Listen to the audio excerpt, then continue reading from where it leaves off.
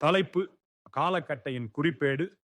கதை சுருக்கம்: லியாம் பார்கர் என்ற எழுத்தாளர் ஒரு பழைய கடையில மர்மமான பழங்கால குறிப்பேட்டை கண்டுபிடிக்கிறார்.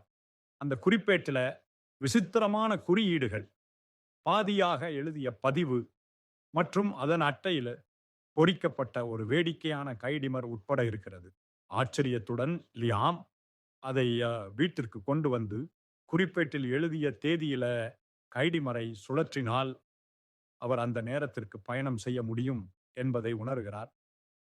அவர் முதலில் விக்டோரியன் லண்டனுக்கு சென்று அமேலியா என்ற இளம் கண்டுபிடிப்பாளரை சந்திக்கிறார்.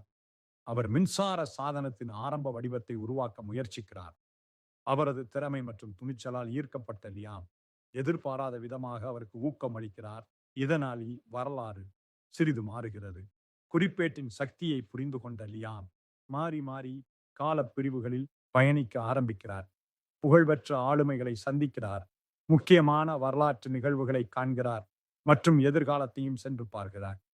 ஆனால் ஒவ்வொரு பயணமும் அவரது வாழ்க்கையில சிறிய மாற்றங்களை ஏற்படுத்துகிறது. அவை மெதுவாக பெரிய பிரச்சனைகளாக மாறுகின்றன. குறிப்பேட்டை பயன்படுத்துவதை நிறுத்து, இல்லையெனில் காலம் சிதறும். குழப்பத்துடன் லியாம் உண்மையில் அதிர்வுகள் நேரடியாக இயல்பில் விரிவடைவதை உணர ஆரம்பிக்கிறார். உச்சக்கட்டம்: தன் தவறுகளை சரி செய்ய லியாம் குறிப்பேட்டை புதைக்க முடிவு செய்கிறார்.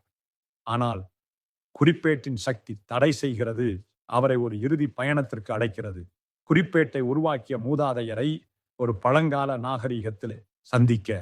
அந்த மூதாதையர் குறிப்பேட்டை நேரத்தை பாதுகாக்க வடிவமைக்கப்பட்டதாகவும் தவறாக பயன்படுத்தக்கூடாததாகவும் கூறுகிறார். கடைசி நேரத்தை பாதுகாக்க லியாம் தனது அனைத்து பயணங்களையும் நினைவுகளை அழிக்க ஒப்புக்கொள்கிறார். இதனால அவர் முதல்ல கண்டுபிடித்த பழைய கடையில எழுந்து நிற்கிறாரு. ஆனால் இப்போது சக்தி இல்லாத வெற்று புத்தகத்தோட தான் அனுபவித்ததை நினைவில் வைத்திராத போதிலும் லியாம் ஆவியாக நேர பயண கதைகளை எழுதத் தொடங்குகிறார். தன்னுடைய கண்டுபிடிப்புகளை மறைமுகமாக வெளிப்படுத்தினார். இது போன்ற பதிவுகளுக்கு Tamil movie and comedy channel subscribe பண்ணுங்கள்.